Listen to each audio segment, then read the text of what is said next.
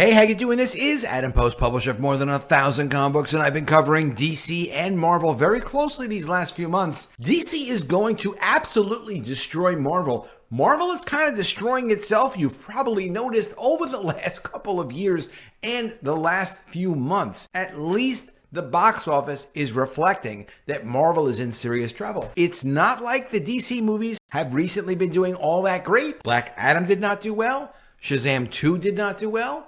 Perhaps Blue Beetle is not going to do well. Flash probably will do well. But those are not part of the new DCU that James Gunn has been planning. James Gunn is definitely a strange character. Anything is possible when it comes to James Gunn.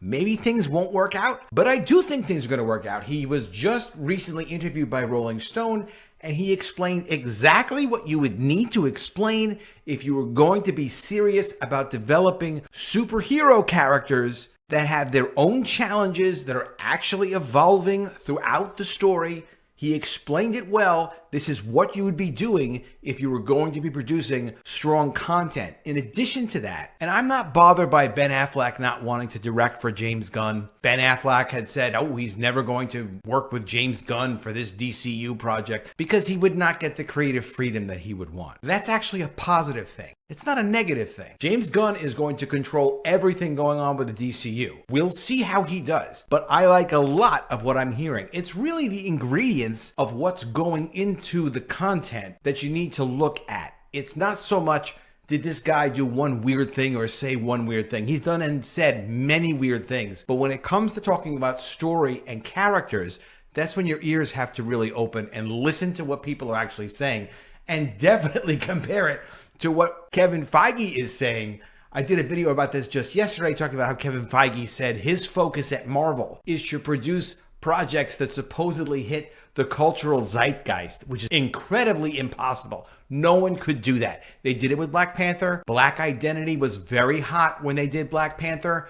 It happened to hit at the right time. That will never be replicated again. It was not something they planned. It was just kind of lucky. But James Gunn is talking about focusing on not trying to hit what's popular in popular culture. He's talking about hitting what's appropriate for a superhero character story. So we're going to get into this article in the direct. Before we do, please be sure you're subscribed to the channel. Click the bell for notifications. Give me a thumbs up. I really appreciate you guys. Coming from the direct, James Gunn has a clear plan in mind to stop superhero fatigue after taking over DC Studios. Superhero fatigue has been the subject of many fan conversations in the past years, especially after Marvel and DC's momentum slowed down. Marvel Studios president Kevin Feige previously addressed how superhero fatigue will affect the MCU, noting there are 80 years of the most interesting, emotional, groundbreaking stories that have been told in the Marvel comics for their company to explore and bring to life. Doctor Strange in the Multiverse of Madness director Sam Raimi also talked about superhero overdose after his directing stint in the original Spider-Man trilogy, but seeing Iron Man and the Avengers blew him away, which led him to return to the superhero world. James Gunn reveals his plan to overcome superhero fatigue. This plan is legit, so check this out. Speaking with Rolling Stone, DC Studios boss James Gunn talked about superhero fatigue and how he plans to somehow fix or even stop it for the DCU. While admitting that he believes that such fatigue exists, Gunn believes that it has nothing to do with superheroes, and he's completely right. Instead, the Guardians of the Galaxy director pointed out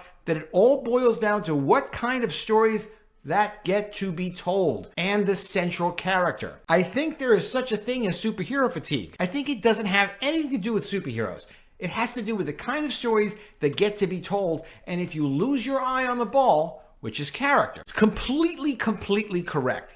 Couldn't even really be better said, couldn't even be said better succinctly than he said it. This is why you should be confident about James Gunn and the projects he's working on. He occasionally will do things that disappoint us, I am sure, but he will do things with characters that are actually based on stories, not the ridiculous nonsense woke garbage that Marvel has been doing, visual spectacles that aren't even completely finished by the time they show them. Nothing that would make you care about a character. Gunn then reflected on how amazing characters like Superman, Batman, and Iron Man are, but it would get really boring if it becomes just a bunch of nonsense on screen. Quote, "We love Superman, we love Batman, we love Iron Man, because there are these incredible characters that we have in our hearts. And if it becomes just a bunch of nonsense on screen, it gets really boring." Gunn indirectly implied that his DCU will plan to focus on emotionally grounded stories that elevate the characters instead of primarily relying on massive spectacles to ultimately prevent superhero fatigue. It's not just to prevent superhero fatigue. You can't have continuity with stories in between characters, between movies. You can't have crossovers that have any significance unless the characters actually have stories. It's not just about showing gender, inclusion, other woke concepts that Disney is beyond obsessed with. You have to actually show stories of characters overcoming things and being challenged. We love that because we love to imagine ourselves in that role. We suspend disbelief. That's the whole point of watching stories. It's not just to be entertained. It's to learn, it's to engage, it's to go through things and to experience what the character is experiencing on some level and then see that you can live through it. Quote, but I get fatigued by most spectacle films by the grind of not having an emotionally grounded story. It doesn't have anything to do with whether they're superhero movies or not. If you don't have a story at the base of it, just watching things bash each other, no matter how clever those bashing moments are, no matter how clever the designs and the visual effects are, it just gets fatiguing, and I think that's very, very real. Will James Gunn's DCU improve the superhero genre? It absolutely will if he delivers on what he's talking about. And I think he will. I particularly think he will because you have to remember, even though he's made movies before, he's known in the industry, he can get work at Marvel if he wants work at Marvel, he has the opportunity to do something very important with the DCU. Whenever anyone walks into something and they're not a complete woke activist, they do have reverence for what's come before. That's a normal thing to do. You have some respect where you work. James Gunn is new there. He's got all eyes on him. He knows they're supposed to be generating licensing based on characters, based on the movies they're doing. He knows what's expected of him, which is to honor the character. So I'm very happy to see this kind of commentary from James Gunn. James Gunn being aware of superhero fatigue is a promising sign for the DCU, considering that he's the one who is steering the ship for the franchise. This could tease stories showcased in the reboot that will likely be meaningful and character-focused instead of mostly relying on massive action sequences as their selling point. Given that Gunn will both write and direct Superman Legacy, there's a strong chance that the retelling of Clark Kent's story on the big screen will be vastly different from the ones that came before. In fact, the visionary filmmaker already teased that Superman Legacy will have a different vibe than the MCU's Guardian of the Galaxy films. Well, of course it will. Superman is a very serious character for the DCU. He's not a Han Solo type of character. Doing this would allow the Superman reboot to stand out while also setting the tone for the DCU's ambitious first chapter. Hopefully, Gunn's commitment to telling a more profound superhero story would elevate not just the DCU, but the entire genre as well. It's not going to help Marvel. I mean, they're very polite over the direct because they like to get publicity and do things to support Marvel.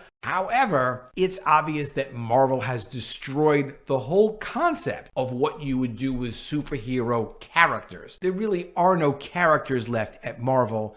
It's all just spectacle. It's all just nonsense. It's all just propaganda that people are not interested in anymore. I mean, when they announced Black Panther Wakanda Forever was not going to have Black Panther in it, I mean, that should have been the message that Marvel has completely destroyed and eliminated its own universe. It should be easy for the DCU to come in and do good work and just show people what superheroes are all about. So that's why I'm enthusiastic about the DCU. I think they can make it work. Disney had an annual meeting of their shareholders today, and there's a lot to talk about with regards to it. But look at this graphic that they show. The Little Mermaid, of course, race swap, Baby Yoda, Mary Poppins, Angela Bassett. Like, you're going to represent Marvel. You're going to show Angela Bassett. Who cares?